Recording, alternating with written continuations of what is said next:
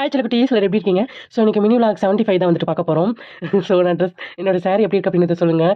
Evening time எனக்கு ரொம்ப தலைவலியாக இருந்தது. சரி, இஞ்சும் வரமல்லியும் போட்டு டீ குடிக்கலாம்னு சொல்லிட்டு அதை தான் வந்துட்டு நான் ரெடி பண்ணிகிட்ருக்கேன்.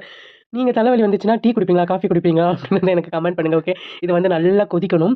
கொதிச்சதுக்கப்புறம் நம்ம வந்துட்டு காஃபி தூள் போட்டு குடிச்சிக்கலாம். ஸோ நான் அப்படியே வந்து ஒரு 4-5 ஃபோட்டோ எடுத்துகிட்டு இருந்தேன் எங்கள் மரத்துக்கிட்ட நின்று. ஸோ ரெடி ஆயிடுச்சு. இப்போ வந்து நம்ம குடிச்சிடலாம்.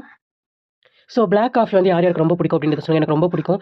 அப்புறம் கொஞ்சம் நேரம் உட்காண்ட்ருந்தேன். அப்புறம் மறுபடியும் வந்துட்டு கிளம்பிட்டு சாமி கும்பிட ஸ்டார்ட் பண்ணிட்டேன்.